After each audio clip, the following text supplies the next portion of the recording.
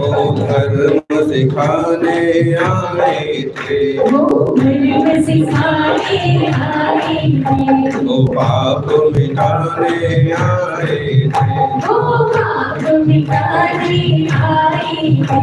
जिन पीर हरि हर प्राणी, जिन पीर हरि हर प्राणी, जय बोलो आखिर स्वामी, जय बोलो आखिर स्वामी। वो कट कट के अंतर्यामी, वो कट कट के अंतर्यामी, वो जय बोलो आखिर स्वामी।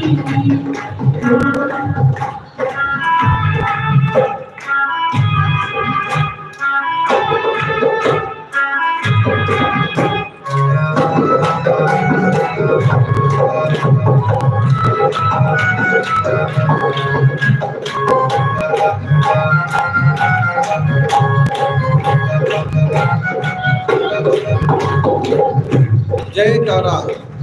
वर्तमान जिन शासनाय वर्धमान महावीर भगवान की, आचार्य श्री आदि शंकर जी महाराज की, आचार्य महावीर कीर्ति महाराज की, तपस्वी सम्राट गुरुदेव आचार्य श्री सन्मति सागर जी महाराज की।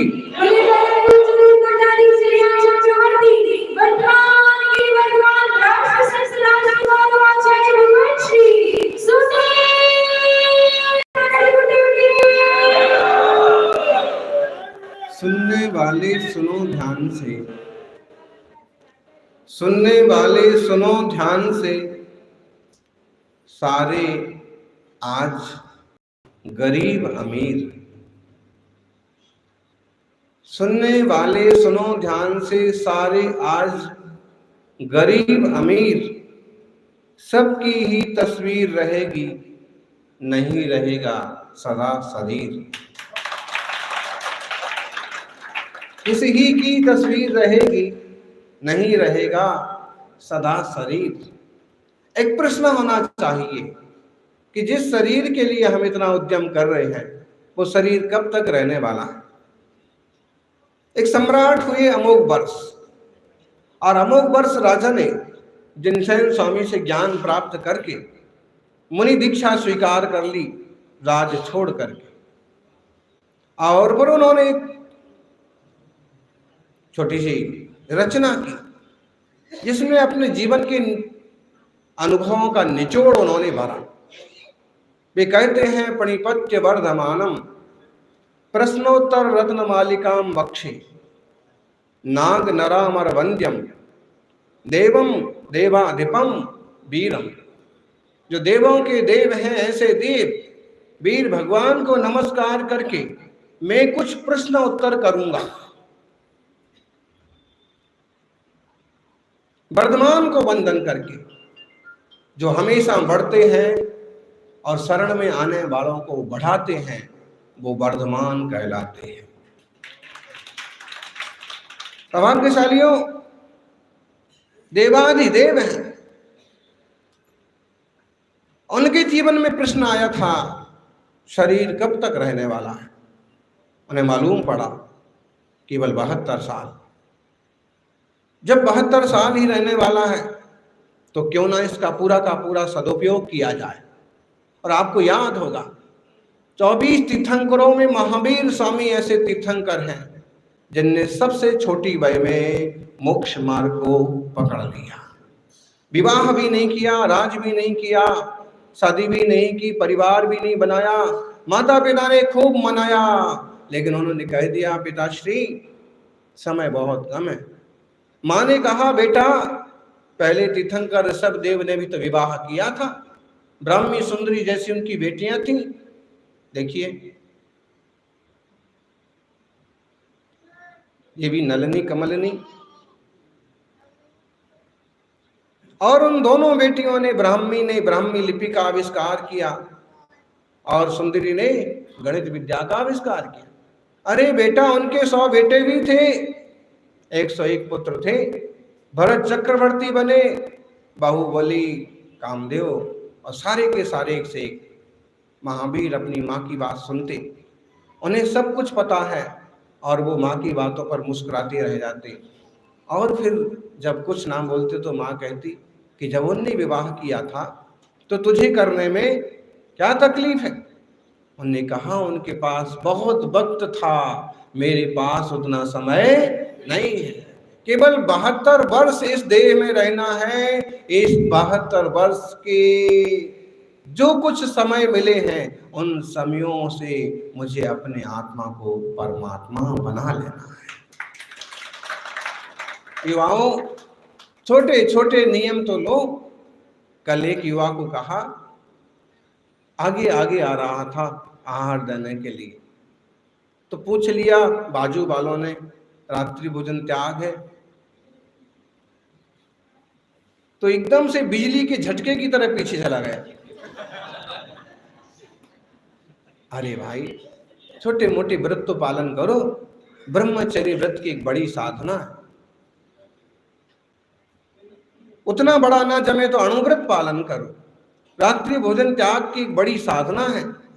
चारों प्रकार का त्याग ना जमे तो अन्न का त्याग कर लो और ये निश्चय कर लो कि भोजन होगा तो घर का होगा, भोजन होगा तो घर का होगा, विश्वसनीय होगा, शुद्ध होगा। एक संकल्प जरूर होना चाहिए कि ना होटल में जाएंगे ना बार में जाएंगे।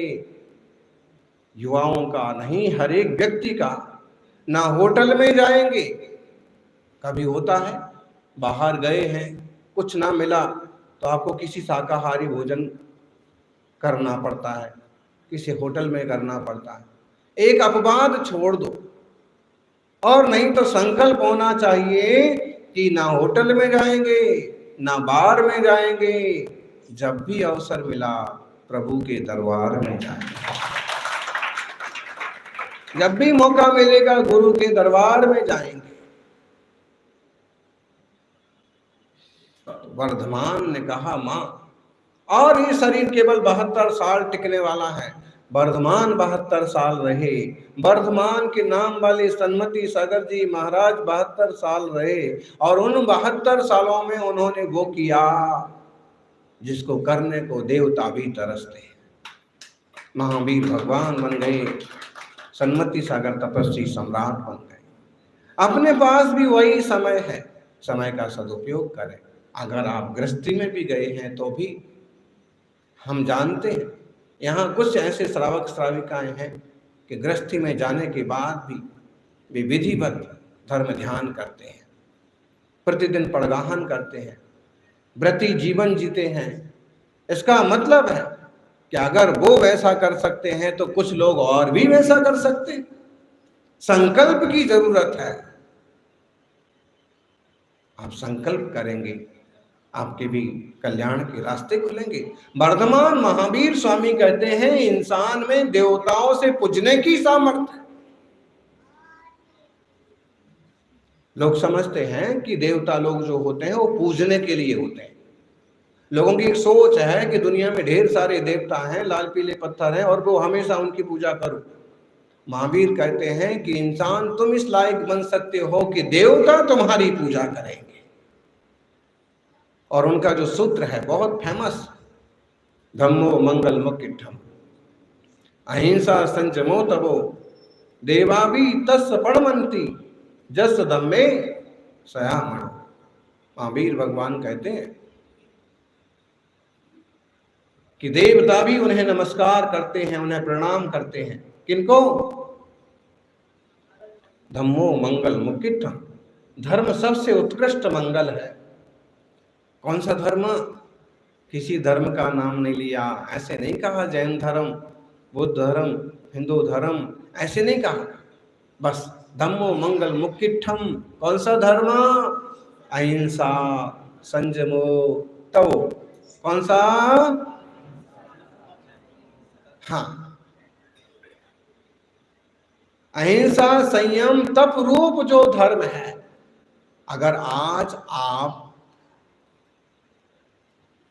अहिंसा संयम तप या शाकाहार आदि का प्रचार करना चाहते हैं तो उसे आप जैन धर्म, हिंदू धर्म इस तरह से जोड़ करके करेंगे तो कठिन होगा। आज आपको उसको वैज्ञानिक भाषा में पेश करना पड़ेगा। किन तत्वों से आपकी मानसिक शांति बनी रहती है, वो पुण्य है, वो आपके लिए लाभदायक है। और किन तत्वों से अशांति बढ़ती है, इस तरह का विभाजन करके मेडिकल साइंस में भी इस बात को रखा जा सकता है कि लोगों के लिए यह तरह का खान पान,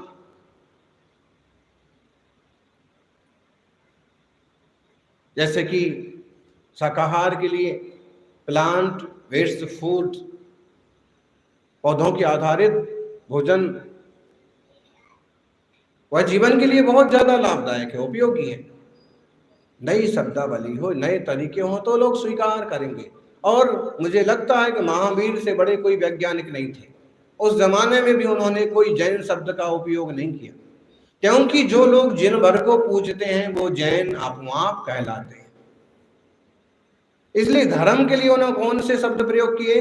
अहिंसा, संयमो, तपो, ये धर्म है जिस भी व्यक्ति के जीवन में ये हैं, चाहे वह बड़े से बड़े घराने में पैदा हुआ हो और चाहे वो निचले से निचले वर्ग में पैदा हो, जिसके जीवन में ये हैं वो धर्मात्मा है। और ऐसे धर्मात्मा के लिए देवता भी नमस्कार करते हैं।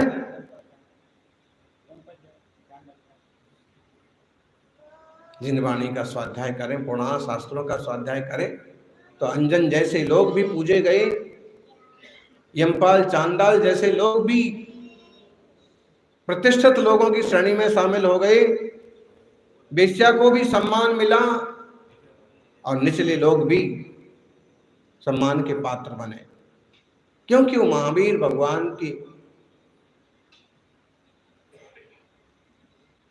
जो सूत्र हैं उन पर खरे उतरे। ऐसी धर्म की परिभाषा दुनिया में मिलना मुश्किल है। आजकल देखिए, लोग कहते हैं ईसाई ही धर्म है, यहाँ आने वालों का ही कल्याण होगा। कुछ लोग कहेंगे इस्लाम में आने वालों का ही जन्नत मिलेगा, और इस तरह की जबरदस्त खींचतान मचा डालते हैं कि संप्रदायवाद के दंगे खड़े हो जाते हैं। पूरी जिनवाणी उठा के देख लो, वहां ऐसे शब्द ही नहीं मिलेंगे। वहां तो यह मिलेगा कि आप खुद होनहार प्रभु हैं। अहिंसा, संयम और तप ये सबसे बड़ा धर्म है, और इस पर जो चलेंगे वो खुद भगवान बनेंगे। सौभाग्यशालियों, सम्राट अमोघ वर्ष ने इस बात को अपने जीवन में समझ लिया कि सम्राटाई से कुछ नहीं होना है, ये राजा के जीवन से कुछ लाभ नहीं है। शांति चाहिए तो मुनि बनना पड़ेगा, और मुनि बने। अपने अनुभव का निचोड़ उन्होंने प्रश्नोत्तर रत्नमालिका, अभी रत्नमालिका की बात सुन रहे थे ना, किसी आदमी को तुच्चा नहीं समझना चाहिए। अक्सर कर अमीर लोग गरीबों को जोर समझ लेते, अहंकारी लोग कमजोर लोगों को तुच्छ समझते हैं। कौन कितना बुद्धिमान है, कौन कितना प्रज्ञावान है, कौन कितना गंभीर है और कौन कितना होनहार है, तुमको क्या पता? सहजता से पेश आओ ना। और बहुत सारे श्रावक आपको ऐसे मिलेंगे, बड़ी शालीनता से पेश आते हैं। सौभाग्यशालियों, अभी सुन रहे थे ना, है महाराज जी ने कहा बूढ़ी माँ भी प्रवचन सुनने आई, और महाराज जी ने पूछ लिया, बूढ़ी माँ रात्रि भोजन त्याग है? ना, त्याग नहीं है महाराज। कंदमूल त्याग है? ना, वो भी त्याग नहीं है महाराज। रोज देव दर्शन करती हो? ना, वो भी नहीं कर पाते हैं।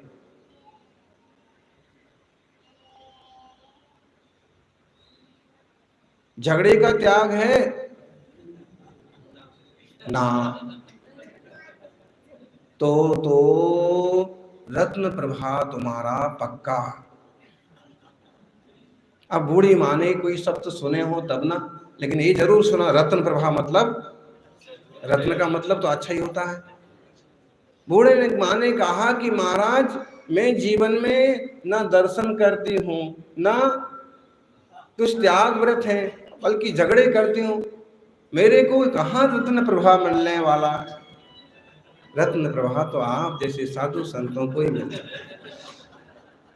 महाराज ने सोचा था कि बताइए इसको समझा देवे कि ये सारे अवगुण रहेंगे तो रत्न प्रभा नरक में, पहले नरक में जाना पड़ेगा। बूढ़ी माँ ने तो महाराज को ही ठेल दिया। इसलिए कभी शब्द भी सोच विचार के बोलना चाहिए।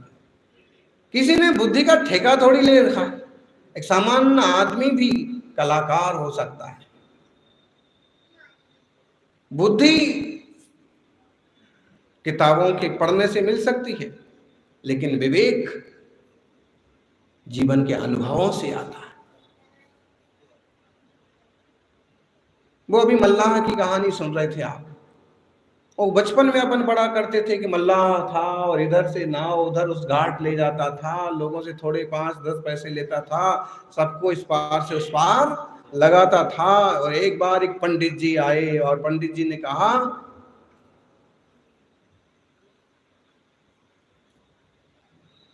इतिहास का कुछ ज्ञान है ना पंडित जी, 25% जिंदगी तुम्हारी, नाव थोड़ी और आगे बढ़ी। विज्ञान का ज्ञान है ना पंडित जी, विज्ञान का नाम ही पहली बार सुना, 50% जिंदगी तुम्हारी पानी में गई। थोड़ी नाव और आगे बढ़ी, बीच तक पहुंच रही थी कि फिर पूछा, लोगों को प्रश्न तो पैदा होते रहते हैं, लेकिन ऐसे प्रश्न करो जो सार्थक हो। उस आदमी से ये पूछ लो ना कि भाई रोजी रोटी का प्रबंध हो जाता है, बच्चे कहाँ पढ़ते हैं, कितने बच्चे हैं, रहने का ठीक ठिकाना तो है ना। उस मल्लाह जैसे आदमी से ऐसे कोई प्रश्न करो जो उसके लिए उपयोगी हो। प्रश्न क्या कर रहे हैं, इतिहास का ज्ञान है, विज्ञान का ज्ञान है, अरे भाई गणित तो आता होगा। बोले पंडित जी गणित की भी क्या जरूरत पड़ती है, 1 रुपये 2 रुपये 3 रुपये 5 रुपये लेकर के मैं इस तरफ से आदमी को इस तरफ और इस तरफ से इस तरफ उतार देता हूं, बस इतना ही गिनना आता है, बाकी गणित बढ़त में ज्यादा। बोले तुम्हारी जिंदगी 75%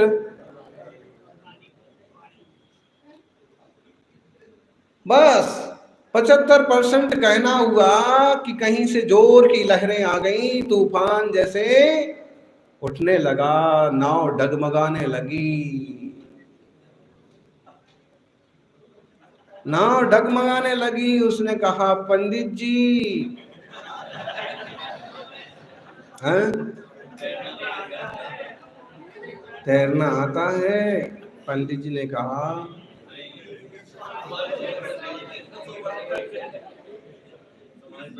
तुम्हारी जिंदगी तो, उसने कहा कि कुछ भी है बचाओ, मेरे भी बच्चे हैं, मेरा परिवार है, सब खत्म हो जाएगा। उसने कहा कि देखिए सभी डूब रहे हैं, सभी सब कुछ डूब जाने वाला है, मैं भी और आप भी और नाव भी। नहीं नहीं कुछ भी करके कहते हैं। मल्लाह ने पहले भी ऐसा एक पंडित मिला था, उसके साथ भी ऐसी ही बात हुई थी, और पहला वाला पंडित डूब करके, तब से उसने क्या किया कि कुछ भी हो अब की बार ऐसा कोई पंडित मिलेगा तो उसको, तो उसने कहा कि देखिए ऐसा पहले भी हुआ था, शायद तुम्हारे पिताजी रहे होंगे, और अब तब से मैंने एक नमूना, मैंने कमर में जो बांध रखा है ना अपना धोती, इसको क्या बोलते हैं, आधी धोती। आप लोग जो आजकल आधा पहनते हैं वो क्या कहलाता है, बरमूडा, बरमूडा ट्रायंगल है, तो लोग वो पहनते हैं। नहीं तो गांव में जो है घुटने के ऊपर तक धोती पहनी जाती। तो देखो मैंने इसे बड़े जोर से बांध रखा है, मैं पानी में कूद रहा हूं, तुम्हें नहीं भी तैरना आता है तो तुम भी मेरी पछाड़ी पकड़ लेना है। आजकल लोग जो है नेक साइड लगाते हैं ना, नेक टाई, फ्रंट साइड कौन सी होती है? नेक टाई होती है। तो उसने कहा कि क्या होता है पछाड़ी? तो पछाड़ी उनने कहा कि तेरे गले में ये है ना, ये क्या कहलाता है? ये कहा कि उसने कहा ये मेरा कहलाता है नेक टाई। उसने कहा मेरी बेक टाई जो है, धोती की पीछे से जो बेक टाई है ना,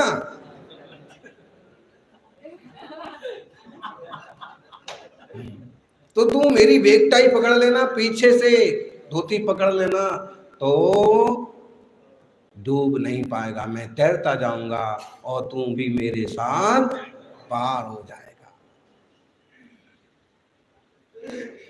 धर्म यही कहता है, मुनि यही कहते हैं कि तुमने सारे ज्ञान सीख लिए, तुमने दुकान भी सीख ली, जॉब भी सीख लिया, घर चलाना भी सीख लिया, घर बनाना भी सीख लिया, रिश्ते भी सीख लिए, सारी चीजें सीख ली, तुमने सिर्फ एक धर्म ध्यान नहीं सीख पाया। कोई बात नहीं, अब तक नहीं सीख पाया, अब कोशिश करो, और अब भी नहीं समझ में आ रहा है तो कोई धर्मात्मा तरने लगे तो तुम भी उनके साथ चल देना, तेरा भी बेड़ा पार। इतना तो हो सकता है ना युवाओं, बहुत किताबें नहीं पढ़ सकते हैं तो मुनिराज 10-5 कदम चलें, आधा किलोमीटर चलें तो उनके साथ चल के चले जाओ। वो आए तो उनके साथ देखा देखी, अपने खुद नजरें जमीन देखने लगती हैं कि भाई नीचे देख के महाराज चल रहे, नीचे देख के चलना, बिना कहे एरिया समिति का पालन हो जाता। महाराज जी का आज अंतरा है, आहार आधा हुआ है, आज तो मन हो रहा है कि मेरे हाथों से होगा अंतरा, मैं भी उपास कर लूं, एक आसन कर लूं, और कुछ नहीं तो आज मैं बाहर नहीं खाऊंगा, रात में नहीं खाऊंगा। बिना उपदेश के उपदेश मिलता है और ज्ञानी की संगति से जीवन बदलता है। सौभाग्यशालियों, मुनिराज कहते हैं अमोघ वर्ष का खलु न अलंक्रियते दृष्टार्थ दृष्टा दृष्टार्थ साधन पटीयान कंठस्थितया विमल प्रश्नोत्तर रत्न मालिकया। आपके मोबाइल में हो सकती है, वैसे मोबाइल तो आजकल बहुत ज्यादा सबके पास होगा मोबाइल, तो किस किस के पास है मोबाइल?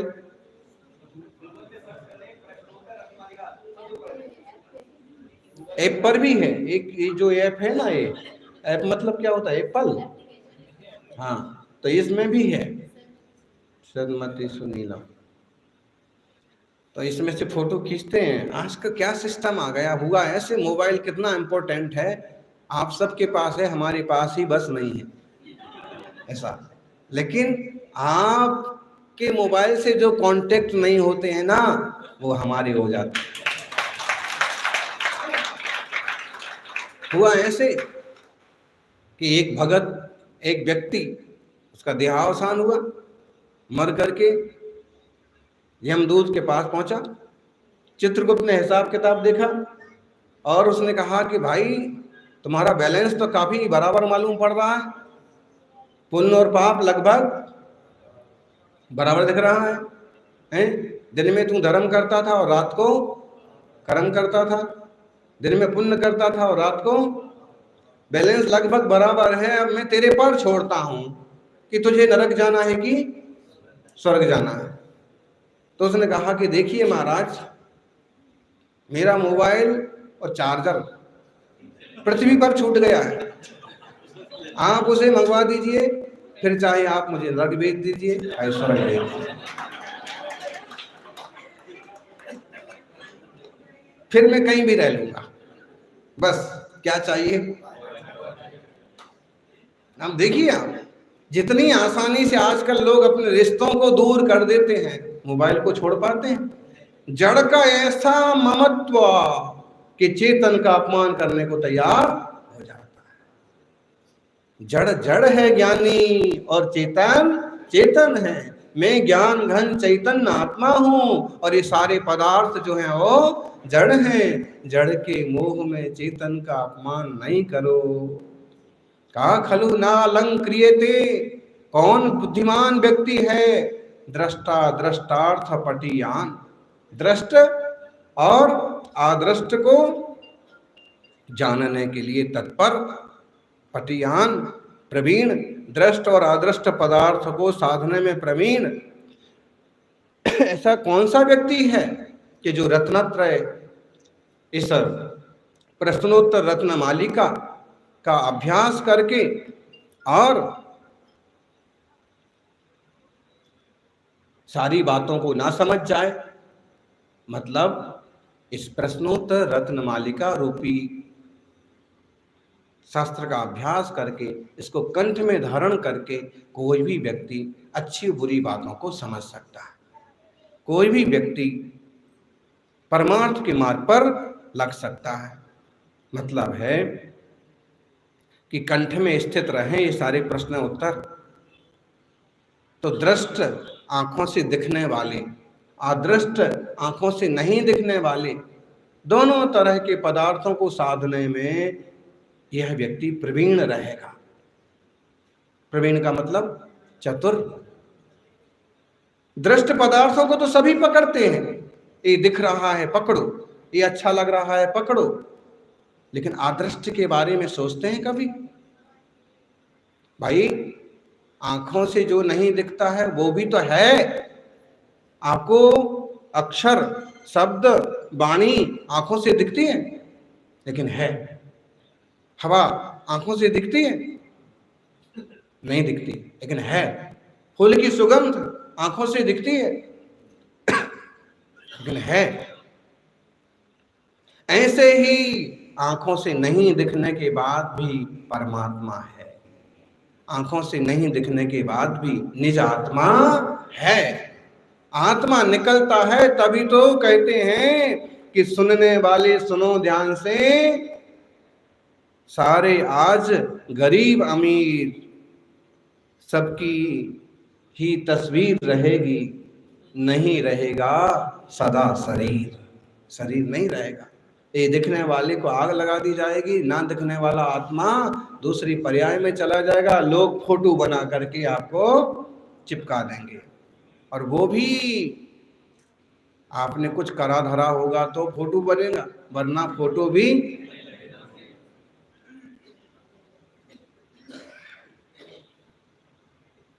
दृष्ट और अदृष्ट दोनों को भी समझने का प्रयास करना चाहिए। भगवान नहीं दिखते हैं तो भगवान नहीं है क्या? बोलो माताओं, भगवान हैं। कहाँ पर है भगवान? बोलेंगे तो सिद्धालय में सिद्ध रूप में विराजमान है। वर्तमान में विदेह क्षेत्र में जो अरहंत प्रभु विहारमान है, तीर्थंकर, वो अरहंत दशा में है। और इस युग में यहाँ पर भगवान के दर्शन करना है तो वीतरागी मुनिराज के दर्शन कर लो। ये भी तो उसी मार्ग पर जा रहे हैं।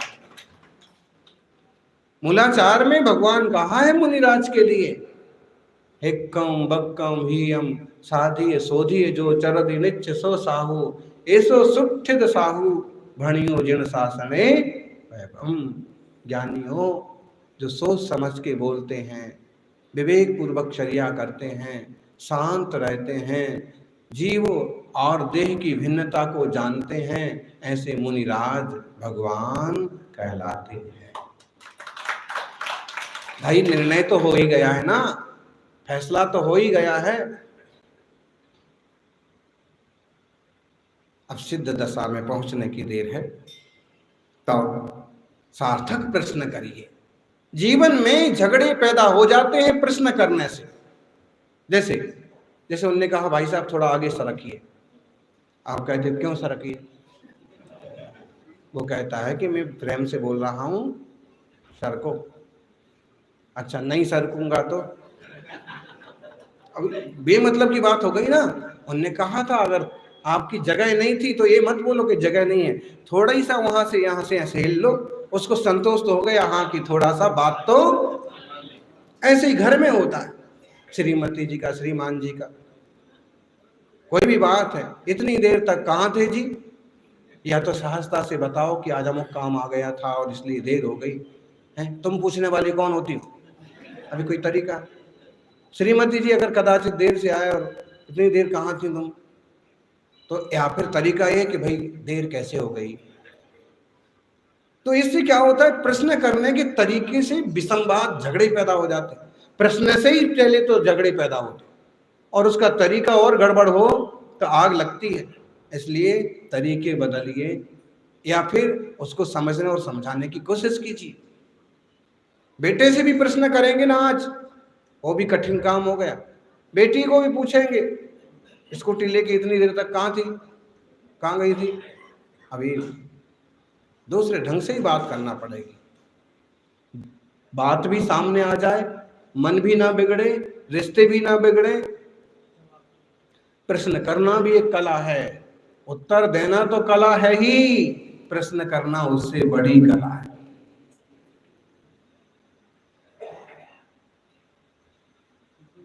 क्वेश्चन आंसर, थोड़े से प्रश्न उत्तर के माध्यम से जीवन की धाराएं बदल जाती हैं, दिशाएं बदल जाती हैं, अपने भी पराये हो जाते हैं। इसलिए शब्दों का प्रयोग, प्रश्नों का प्रयोग सोच समझ के और विवेक पूर्वक करिएगा। तमसो मां ज्योतिर्गमय, अंधकार की तरफ नहीं प्रकाश की तरफ चलने का प्रयास करना। और ये प्रश्नोत्तर रत्नमालिका कहिए या जिनवाणी का ज्ञान कंठस्थ करना पड़ेगा। कंठगता शब्द आया है तो माला है, यह हार है रत्नों का जो आपको पहनना है। अभी कोई दिखने वाला हीरे मोती का हार तो नहीं है कि गले में डाल लो। ये जिनवाणी कहती है कि आपको जिनवाणी का अभ्यास करना पड़ेगा और शास्त्र को कंठगत करना होगा, जीवन में उतारना होगा। कंठ में धारण करिए। वो आपने सुना होगा, कंठस्थ विद्या अंठस्थ दामम। हमेशा विद्या कंठ में रहना चाहिए और रुपया हमेशा आंटी में रहना चाहिए। समझ में आया ना? आंटी समझ में, आंटी समझ में आता है कि आंटी समझ में आता है? आंटी मतलब जेब में, और आजकल तो जेब में आंटी में पैसे रखने का काम ही खत्म हो गया, कैशलेस। ऐसा आप भी कैशलेस और हम भी कैशलेस। कैशलेस होगा कि नहीं? तो कैशलेस अपनी जगह ठीक है। अच्छा, एक बार ये तो हो सकता है कि तुम ज्ञान हृदय में धारण करने की बजाय मोबाइल में धारण करो, लेकिन कभी मौके पर धोखा दे जाएगा। ऐसे ही कैशलेस में भी कभी धोखा हो जाएगा। आप सोच रहे हैं कि सारा का सारा हमारा अकाउंट में है, मालूम पड़ा किसी ठग ने और सारा का सारा उड़ा दिया। तो इसमें तो धोखा हो सकता है, लेकिन हृदयस्थ ज्ञान का भी धोखा नहीं देता। ज्ञान स्वभाव है। अभ्यास कर करके अपने आप को पैना बनाइए, अपने आप को निर्मल बनाइए। आत्म कल्याण के मार्ग पर ज्ञान अस्त्र का, शस्त्र का काम करता है। समझ में आया ना? तो शास्त्र का अभ्यास हो, जीवन में उतरे, प्रैक्टिकल हो। प्रैक्टिकल ना होगा तो शब्दों अकेले से कुछ नहीं होगा। लाइसेंस काम नहीं आता है, बंदूक काम आती है। समझ में आया ना? आपके पास बंदूक है, बंदूक का लाइसेंस है। योग संयोग की बात समझ लीजिए कि आप गिरनार की यात्रा पर गए हैं और जंगल में शेर मिल गया। गिर का जंगल है, वहां तो शेर भी मिल जाता है।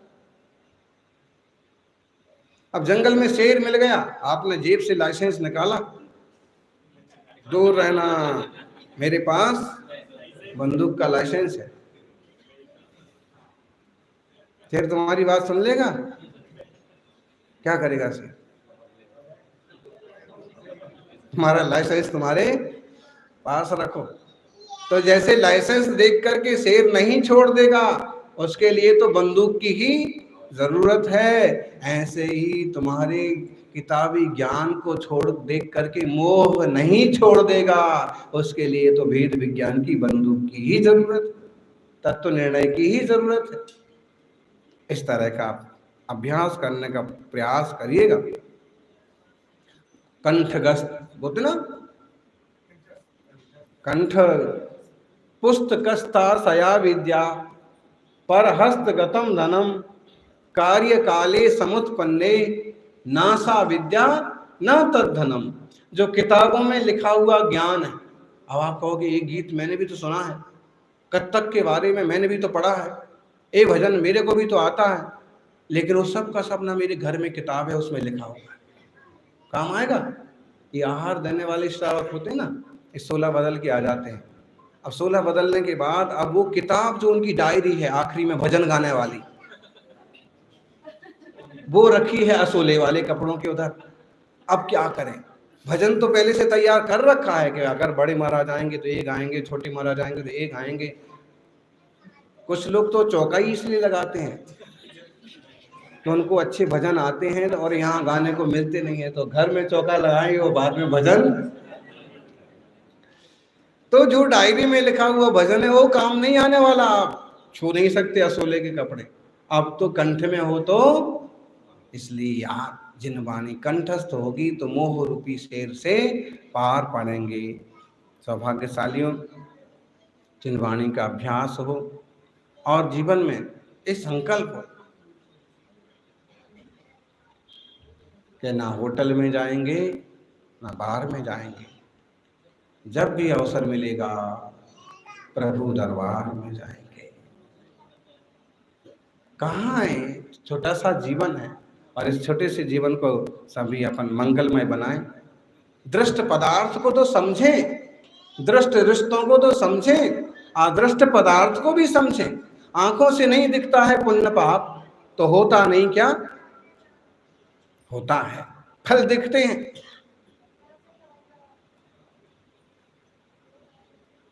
सत्कर्म दुष्कर्म आंखों से नहीं दिखते हैं, होते तो हैं।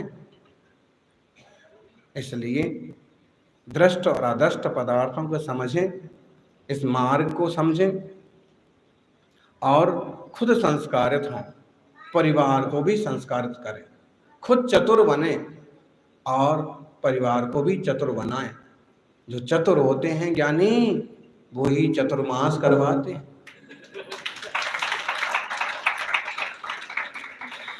चतुर्मास क्यों? पूरा पूरा धर्म लाभ लेने का पूरा अवसर होता है। और फिर जो मौका मिल जाए उसका भी अच्छी तरह से उपयोग कीजिएगा। सभी का मंगल हो। जय मंगल भावना। जय बोलिए 24 तीर्थंकर भगवान की।